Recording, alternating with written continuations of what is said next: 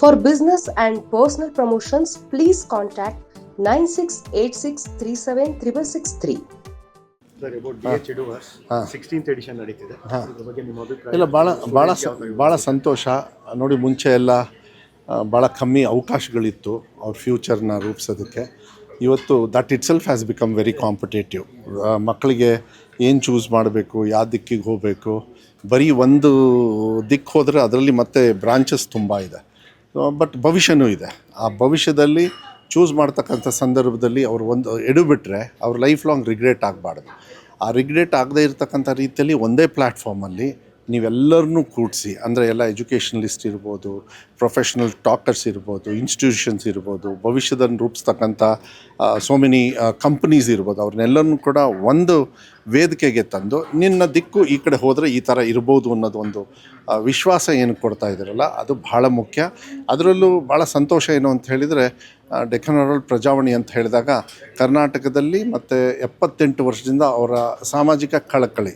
ಯಾಕೆಂದರೆ ಪತ್ರಿಕಾ ಮಾಧ್ಯಮ ಅಂತ ಹೇಳಿದರೆ ಅದು ಸಮಾಜವನ್ನು ಸೃಷ್ಟಿ ಸರಿ ದಿಕ್ಕಿಗೆ ತೊಗೊಂಡು ಹೋಗ್ತಕ್ಕಂಥ ಒಂದು ವ್ಯವಸ್ಥೆ. ಸರ್ಕಾರಗಳ ಜೊತೆಗೆ ಸಾಮಾನ್ಯ ಜನರ ಜೊತೆಗೆ ಮಾಧ್ಯಮನೂ ಕೂಡ ಒಳ್ಳೆ ದಿಕ್ಕು ತೋರಿಸುತ್ತೆ. ಆ ಪವಿತ್ರತೆಯನ್ನು ಕೂಡ ತೊಗೊಂಡು ಹೋಗ್ತಕ್ಕಂಥದ್ದು ಅದು ಅವ್ರು ಮಾಡ್ತಾ ಇರೋದು ಮಕ್ಕಳ ಭವಿಷ್ಯಕ್ಕೆ. ಯಾಕೆಂದರೆ ಪೇರೆಂಟ್ಸು ತುಂಬ ಜನರಿದ್ದಾರೆ ಡೆಕ್ಕನ್ ಹೆರಾಲ್ಡ್ ಪ್ರಜಾವಾಣಿನ ನಂಬಿಕೊಂಡು ಅವರು ದಿನವನ್ನು ಸ್ಟಾರ್ಟ್ ಮಾಡ್ತಕ್ಕಂಥ, ಅವ್ರ ಮಕ್ಕಳ ಭವಿಷ್ಯವನ್ನು ಶುರು ಮಾಡ್ತಕ್ಕಂಥ, ಇಲ್ಲ ಹಾದಿ ತೋರಿಸ್ತಕ್ಕಂಥ ಒಂದು ಪ್ಲ್ಯಾಟ್ಫಾರ್ಮನ್ನ ಡೆಕ್ಕನ್ ಹೆರಾಲ್ಡ್ ಪ್ರಜಾವಾಣಿಯವರು ಮಾಡ್ತಾ ಇರ್ತಕ್ಕಂಥದ್ದು ಭಾಳ ಅರ್ಥಪೂರ್ಣವಾಗಿದೆ. ನಾನು ಇಷ್ಟೇ ಹೇಳೋದು, ನೀವೆಲ್ಲ ಇಷ್ಟೊಂದು ಕಷ್ಟಪಟ್ಟು ಮಾಡೋದನ್ನ ಎಲ್ಲರೂ ಕೂಡ ಅವರ ಮಕ್ಕಳನ್ನು ಕರ್ಕೊಂಡು ಬಂದು ಇದನ್ನು ಉಪಯೋಗ ಮಾಡಿ ಅವರ ದಿಕ್ಕನ್ನು ಏನು ಆಯ್ಕೆ ಮಾಡ್ಕೋಬೇಕು. ಅದನ್ನು ಉಪಯೋಗ ಮಾಡಿಕೊಂಡ್ರೆ ಅದು ನೀವು ಡೆಕ್ಕನ್ ಹೆರಾಲ್ಡ್ ಅವ್ರಿಗೂ ಕೊಡ್ತಕ್ಕಂಥದ್ದು ಗೌರವ.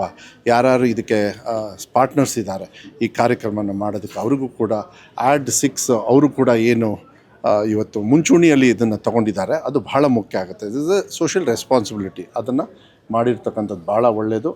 ನಿಮಗೂ ಒಳ್ಳೆಯದಾಗಲಿ. ಇದನ್ನು ಆಯ್ಕೆ ಮಾಡಿ ಮಕ್ಕಳು ಏನು ಭವಿಷ್ಯಕ್ಕೆ ಹೆಜ್ಜೆಯನ್ನು ಇಡ್ತಾರೆ ಅವ್ರಿಗೂ ಕೂಡ ದೇವರು ಒಳ್ಳೇದು ಮಾಡಲಿ ಅನ್ನೋದನ್ನ ನಾನು ಹೇಳಲಿಕ್ಕೆ ಇಷ್ಟಪಡ್ತೀನಿ. Sir, congratulation. First of all ನೀವು ಸೆಕೆಂಡ್ PUC ರಿಸಲ್ಟ್ಸ್ ಎಕ್ಸಾಮ್ಸ್ಗಿಂತ ಮುಂಚೆ ಅನೌನ್ಸ್ ಮಾಡಿದ್ದೀವಿ.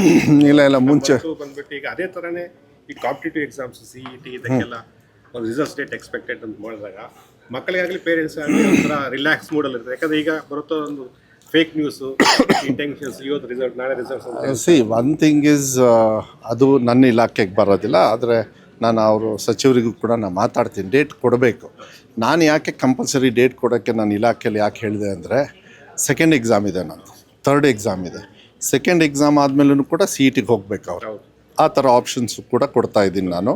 ಥರ್ಡ್ ಎಕ್ಸಾಮಿಗೂ ಪ್ರಯತ್ನ ಪಡ್ತೀವಿ ಅಷ್ಟೇ ಕೆಲವು ಸತಿ. ಅದಕ್ಕೆ ನಾವು CET ಎಕ್ಸಾಮ್ ಯಾವಾಗಿದೆ ನೋಡಿಕೊಂಡು ಅಟ್ಲೀಸ್ಟ್ ಸೆಕೆಂಡ್ ಎಕ್ಸಾಮ್ನ ನಾನು ಅಡ್ಜಸ್ಟ್ ಮಾಡ್ತೀನಿ ಯಾವಾಗಲೂ ಕೂಡ.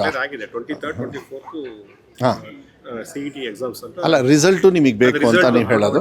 So it's A technical issue ಬರುತ್ತೆ. ಅವ್ರ ಡಿಪಾರ್ಟ್ಮೆಂಟ್ ಎಷ್ಟು ಕ್ವಾಲಿಫೈಡ್ ಇದ್ದಾರೆ, ಅದಕ್ಕೆ ಹೇಗೆ ರೆಡಿ ಮಾಡ್ಕೊಂಡಿದ್ದಾರೆ. ಯಾಕೆಂದರೆ ಪೇಪರ್ ಕರೆಕ್ಷನ್ಸು ಎಲ್ಲ ಅನೌನ್ಸ್ ಮಾಡೋದಕ್ಕೆ ಈಗ ನಾವೇನು ಮಾಡ್ತೀವಿ, ಫಸ್ಟೇ ರೆಡಿ ಮಾಡ್ಕೊಂಡಿದ್ದೀವಿ. ಅದೇ ರೀತಿ ಅವ್ರು ಮಾಡ್ಕೋಬೇಕಂದ್ರೆ ನಾನು ತಾವು ಕೂಡ ಪ್ರಶ್ನೆ ಹಾಕಿದ್ರಿ ಅಂತೇಳಿ ನಾನು ಸಚಿವರಿಗೆ ಮಾತಾಡ್ತೀನಿ. ಈ ಥರದ್ದು ಮಾಡಿದರೆ ಒಳ್ಳೆಯದು. ಅದೇನಾಗ್ತದೆ, ಒಂದು ಡೈರೆಕ್ಷನ್ ಗೊತ್ತಿರ್ತದೆ. ನಾನು ಅದಕ್ಕೆ I have told second and third ಎಕ್ಸಾಮ್ದು ಕೂಡ ಅಟ್ ಎ ಟೈಮ್ ಮಾಡೋದಕ್ಕೂ ಪ್ರಯತ್ನ ಪಡಿ ಅಂಥೇಳಿ. ಬಟ್ ಇಲ್ಲಿ ಏನಾಗ್ತದೆ, ಒಂದಾದಮೇಲೆ 2-3 ತೊಗೋಬೇಕು. 2-3ಕ್ಕೆ ಡೈರೆಕ್ಟಾಗಿ ಹೋಗೋಕ್ಕೆ ಬರೋಲ್ಲ. ಫಸ್ಟ್ ಎಕ್ಸಾಮ್ ತೊಗೊಳ್ಳೇಬೇಕಾದ್ರೆ ಇದೆಲ್ಲರೂ ರೂಲ್ಸ್ ಇರೋದ್ರಿಂದ ಬದಲಾವಣೆ ಮಾಡಿದ್ದೀವಿ. ನಾವೇನೇ ಬದಲಾವಣೆ ಮಾಡಿದ್ರೂ ಮಕ್ಕಳಿಗೆ ಅನುಕೂಲ ಆಗಬೇಕು, ಭವಿಷ್ಯಕ್ಕೆ ಅವ್ರಿಗೆ ಹೆಲ್ಪ್ ಆಗಬೇಕು. ಆ ಭವಿಷ್ಯನ ರೂಪಿಸೋದಕ್ಕೆ ಅದು ಹೆಲ್ಪ್ ಆಗಬೇಕು. ನೋಡೋಣ, ನಾನು ಇದನ್ನು ಮಾತಾಡ್ತೀನಿ.